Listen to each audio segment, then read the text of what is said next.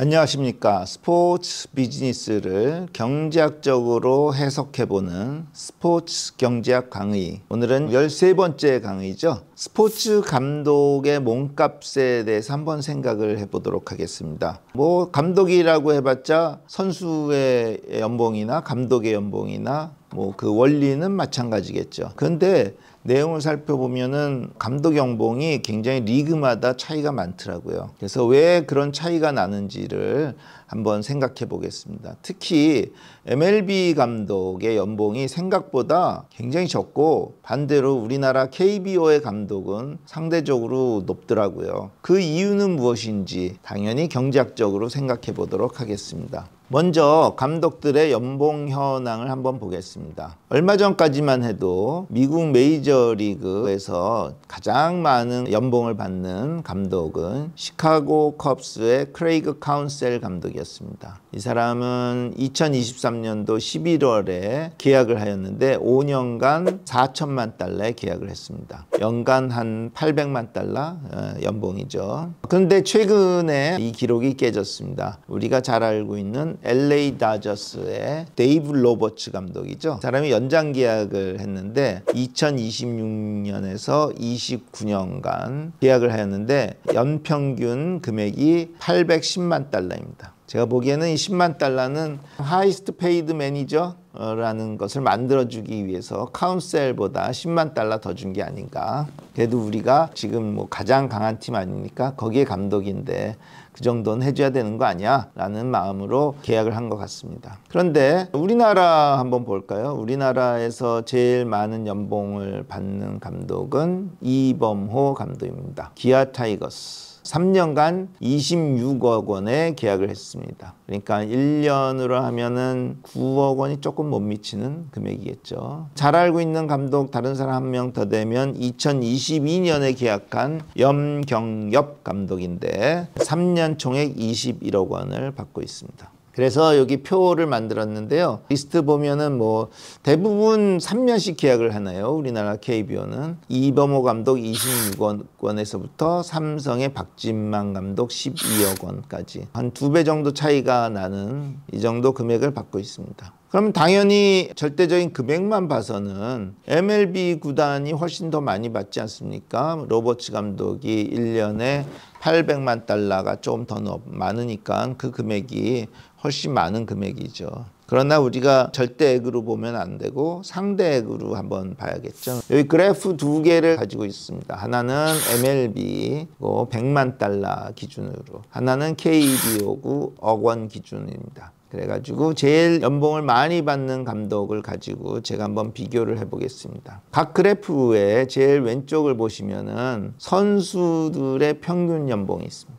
MLB는 400만 달러가 조금 넘네요. 470만 달러 이렇게 보겠죠. 한국은 1억 6천만 원 정도가 됩니다. 그 다음에 각 그래프에서 가운데 기둥은 이범호 감독의 연봉과 그 다음에 로버츠 감독의 연봉입니다. 제일 오른쪽에 있는 기둥은 각 그래프에 선수의 평균 연봉과 감독의 연봉의 비율입니다. 즉 감독 연봉 나누기 선수 평균 연봉입니다. 보시면 어떻게 돼 있죠? MLB는 1.7배입니다. 즉 MLB에서 활동하는 선수들의 평균 연봉에 비해서 제일 많은 연봉을 받는 감독 중에서 데이브 로버츠 감독이 한 1.7배 정도 더 많이 받는다. 이렇게 보입니다. 반면에 KBO의 자료를 보면 5.4배입니다. 즉 이범호 감독은 KBO 선수 평균 연봉보다 5.4배를 받는다는 얘기예요.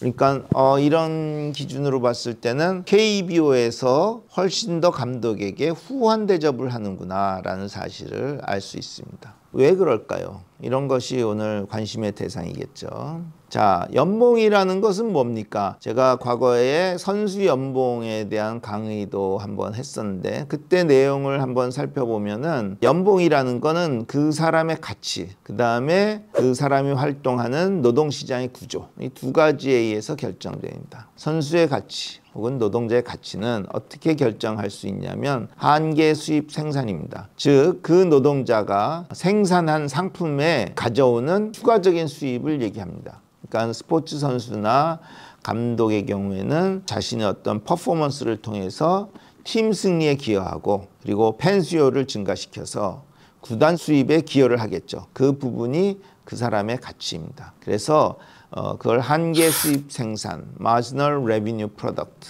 MRP라고 얘기하는데 걔를 분해하면은 한계 생산과 한계 수입의 곱으로 구성되어 있습니다. 그러니까 한계 생산이라는 거는 감독의 입장에서 볼 때는 어떤 감독이 승리에 기여하는 부분, 그것을 한계 생산. 그리고 추가적인 승리가 가져오는 수입의 증가, 그게 한계 수입. 그래서 MRP는 MP 곱하기 MR 이렇게 얘기합니다. 선수의 경우에는 한계 생산을 계산을 어떻게 하냐 하면은 우리 잘 알고 있는 뭐 WAR, Win Above Replacement, 여러분 들어봤을지 모르겠는데 그런 지수를 이용해서 선수들의 한계 생산을 계산하면 됩니다. 근데 감독은 직접 뭐 뛰고 이러는 게 아니기 때문에 계량적으로 감독의 한계 생산을 계산하기는 그렇게 쉽지 않겠죠. 그렇지만 각 구단별로 나름대로 정성적인 평가를 할 것입니다. 반면에 감독이 직면한 어떤 노동시장을 볼까요? 아까 감독의 가치, 노동시장의 구조에 의해서 연봉이 결정된다라고 했으니까 방금 가치에 대해서 우리가 언급을 하였고, 노동시장을 구조를 보면은 선수랑 감독은 좀 다릅니다. 선수는 처음에는 구단에 얽매여 있습니다. 한 구단에 그냥 드래프트 되면은 그 구단에서만 활동을 할 수 있으니까 수요 독점 시장에 있다가 FA가 되면은 모든 구단과 계약을 할 수 있으니까 경쟁 시장으로 나간다, 이렇게 볼 수 있는데, 감독은 처음부터 어느 구단과도 뭐 계약을 할 수 있으니까 감독들의 노동 시장은 경쟁 시장이다. 그래서 선수들과는 좀 다르다. 경쟁 시장이면 어떠세요? 연봉이 자기 가치만큼 받을 수 있겠죠. 경쟁 시장에서는 자기의 가치가 그만큼 높으면 많은 팀들이 이 사람을 원하기 때문에 그 가치에 걸맞는 연봉을 제시할 거고, 그래서 실제 연봉이 MRP와 같을 것입니다. 그런데 이 감독의 노동시장은 KBO나 MLB나 별반 다를 게 없습니다. 다 경쟁 시장입니다. 따라서 결국 KBO 감독이 미국 메이저리그 야구 감독보다 상대적으로 더 후한 대접을 받는 이유는 이런 어떤 노동시장의 구조 때문은 아닐 겁니다. 왜냐하면 동일한 구조를 갖고 있으니까. 그러니까 결국에는 KBO에서 감독의 가치, 즉 MRP, Marginal Revenue Product, 감독이 특히 팀 승리에 미치는 기여도가 MLB에서의 감독보다 크기 때문에 그렇지 않겠냐, 이런 생각이 듭니다. 그렇게 우리가 추론을 할 수 있겠죠. 진짜 왜 그럴까를 한번 볼까요? 미국의 스포츠를 비교해 볼 때 NBA 감독이, 즉 농구 감독이 야구 감독보다 한 2배 정도 연봉을 많이 갖고 있습니다. 농구 경기에서 감독이 어떤 팀 승리에 기여하는 역할이 더 크기 때문 아닌가, 이런 주장이 많이 있습니다. 왜냐하면 야구는 종목의 특성 때문에 감독이 경기에 개입하는 여부가 상대적으로 좀 농구보다는 적기 때문에 그러기도 하고, 또 야구에서는 야구 통계학이라고 불리는 세이버 매트릭스가 굉장히 발전됐기 때문에 구단 프런트의 역할이 굉장히 커졌습니다. 최근에 오면서.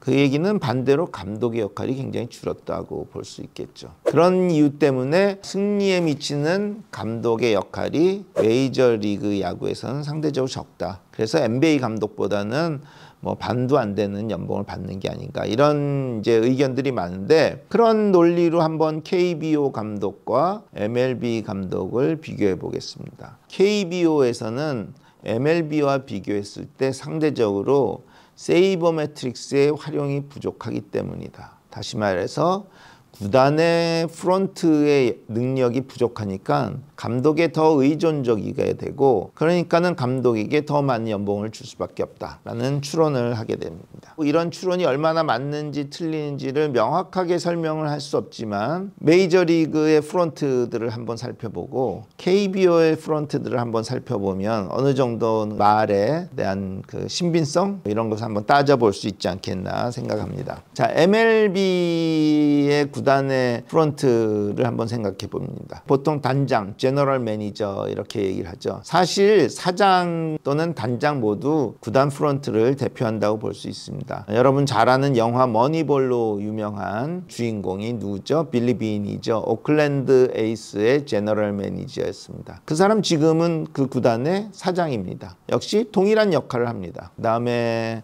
또 대표적인 메이저리그의 프런트 중에 한 사람이 누구죠? 테오 옙슈타인이죠. 보스턴 레드삭스에서 밤비노의 저주를 풀고 우승을 가져왔고 그때 제너럴 매니저였습니다. 그 다음에 시카고 컵스가 여러분 염소의 저주란 말도 들어봤죠. 그걸 풀고자 이 테오 옙슈타인을 스카우트해 갔습니다. 그때 그냥 구단 사장으로 갔습니다. 직위만 좀 다르다 뿐이지 하는 역할은 사실 또 동일하죠. 그 다음에 요즘 아주 각광을 받고 있는 대표적인 구단 프런트는 LA 다저스의 사장으로 있는 프리드만이죠. 템파베이 레이스에 있었던 사람을 데려왔는데 템파베이 레이스에서는 제너럴 매니저였고 지금 LA에서는 사장입니다. 즉 사장이냐 단장이냐 이거는 그 사람의 경력이나 혹은 지명도에 따라 결정되는 것이고 실제 역할은 그냥 대동소이하는 프런트를 대표하는 사람들이다. 이렇게 봐도 됩니다. 자, 이렇게 지금 제가 한국에 살고 있는 사람임에도 불구하고 MLB에서 구단 사장 혹은 제너럴 매니저 이런 유명한 사람들 이름 다 알고 있고 그 사람들이 뭐 했고 이런 거 다 알지 않습니까? 그만큼 그 사람들이 많은 관심을 받는다는 것이죠. 다시 말해서 그 사람들의 역할이 크다 이렇게도 추론을 할 수 있습니다. 이 중에서 뭐 다 자세히 봐도 되지만 테오 옙슈타인을 한번 살펴볼까요? 이 사람은 2004년도에 보스턴 레드삭스에서 밤비노의 저주를 이기고 2018년 이후 86년 만에 보스턴 레드삭스를 우승으로 이끌어준 어떤 단장입니다. 그 후에 한 번 더 우승해서 2004년, 2006년 우승을 했죠. 그 다음에 시카고 컵스에서 이 사람을 스카우트해 갑니다. 그래서 결과적으로 108년 만에 월드시리즈 우승을 달성합니다. 즉 제너럴 매니저를 바꾼 다음에 이 사람이 한 일은 뭐 여러 가지가 있는데요. 굉장히 고급화된 통계 수치, 세이버 매트릭스를 적극적으로 활용했다는 거죠. 우리가 알고 있는 출루율, 옛날에는 타율, 홈런 뭐 이런 거가 주요 지표였는데 타자를 평가할 때 출루율이라든지 장타율이라든지 디펜시브 런 세이브드 뭐 이런 여러 고급적인 용어들을 세이버 매트릭스에서 개발해냈는데 그런 것들을 팀 로스터를 구성하는데 굉장히 적극적으로 활용했던 감독으로 잘 알고 있습니다. 근데 이 사람의 전력을 보면 대학교 때 뭐 운동선수를 한 게 아니에요. 이 사람은 예일대학교를 나왔는데 예일대학교 학교 신문사에서 스포츠 기자로 활동했던 그런 경력 정도가 있는 것이지 쉽게 해서 야구에 대한 전문 경영인 이 정도로 우리가 정의할 수 있을 것 같습니다. 다시 요약하면은 MLB의 구단 프런트들은 우리가 이름을 알고 또 그들의 성과를 어느 정도 알 만큼 다 유명하다. 그 이유는 구단 프런트의 역할이 크기 때문에 가능할 것이다. 그럼 여러분들 KBO에 10개 구단이 있는데 거기에 프런트들 여러분들 아는 사람이 누가 있나 한번 생각을 해볼까요? 뭐 이름은 알 수 있어도 그 사람의 기여도 뭐 이런 거는 몰라요. 야구 팬들은 아시는 분 있을지 모르겠지만 저는 MLB보다는 훨씬 그런 게 적지 않나 라고 생각합니다. KBO 10개 구단의 단장과 사장을 한번 보겠습니다. 먼저 단장을 볼까요? 기아의 심재학 단장에서부터 이렇게 제가 표로 만들어 놨습니다. 그 다음에 그분의 배경을 봤는데 대부분이 선수 출신입니다. 비선수 출신도 좀 있어요. KT 같은 경우도 있고 그다음에 롯데 같은 경우도 있고 그다음에 NC 같은 경우도 있고 그렇지만 많은 사람들이 선수 출신이고 심재학이라든지 차명석, 김재현 굉장히 좋은 활약을 했던 사람들입니다. 그 얘기는 뭐예요? 감독과 역할이 좀 오버래핑 된다 할 수 있겠죠. MLB에서는 야구 전문 경영이 프런트에 있고 감독이 있고 하니까 서로 간의 휴먼 캐피탈이라고 그러죠. 능력 혹은 영역이 조금씩 다른데 우리는 둘 다 선수야. 감독도 선수 출신이고 단장도 선수 출신이니까는 그 추가적인 정보가 별로 없다. 감독과 특별하게 다른 역할이 없다 이렇게 생각할 수 있습니다. 물론 빌리 빈 같은 사람도 선수 출신이에요. 그렇지만은 그 사람은 선수 출신이지만 제일 먼저 선수 출신임에도 불구하고 세이버 매트릭스를 구단 경영에 활용했던 그런 사람이고요. 아까 얘기했지만 테오 옙슈타인은 예일 대학 출신이고 대학교 신문사에서 어떤 기자 역할을 했다. 스포츠 기자 역할을 했다.